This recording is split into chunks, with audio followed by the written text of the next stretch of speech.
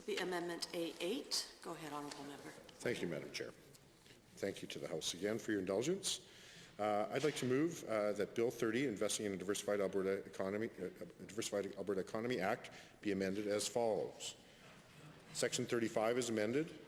A, in subsection 1 by striking out clause C, and B, in subsection 2 by striking out or bracket C.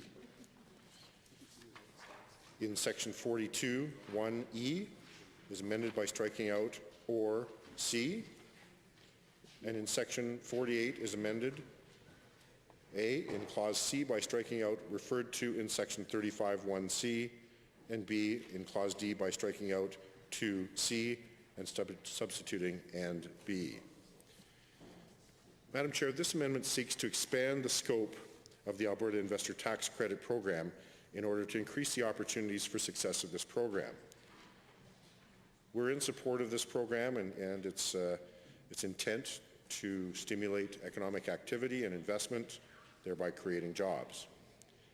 In developing this program, it appears that the Minister has looked to British Columbia, where they have a very similar program which has shown some success, marked success in recent times. That program has been successful, and of course we'd like nothing better than to see that success replicated here in Alberta. And if I recall correctly, the statistics were that in British Columbia, for every dollar invested, there was $1.98 in tax revenues created by that program. A fairly good return on investment, I think all in the House would agree. My concern is that by limiting the scope of the AITC, the Minister is limiting the potential success of this program as well. And Minister, I think really what I'm talking about here is it costs us nothing unless it's successful. And if it's successful, then we'll have achieved the objectives of this. And quite frankly, if it is successful and we create the kind of return on investment we've seen in British Columbia, I don't think we'd have any problem supporting further investment in a program like this. While we all support diversifying the economy, the government needs to set the right conditions for diversification and let the market decide what diversification initiatives will succeed and what will fail. Ultimately, Madam Chair, it's the market that decides how to allocate rare and shortfall of investment dollars. And these programs are meant to incentivize that in some small way, but the economics still do need to be in place.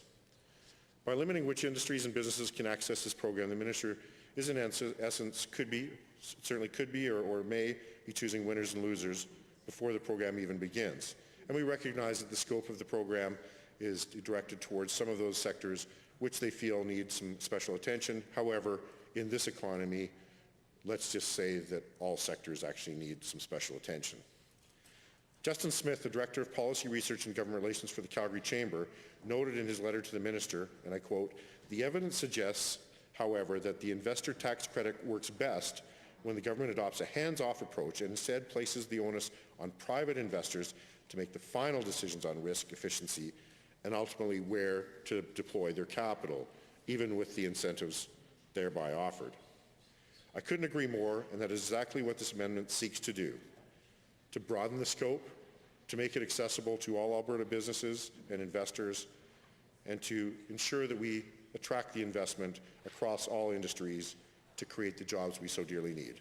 I encourage all members to support this amendment, and thank you for your indulgence. The other member.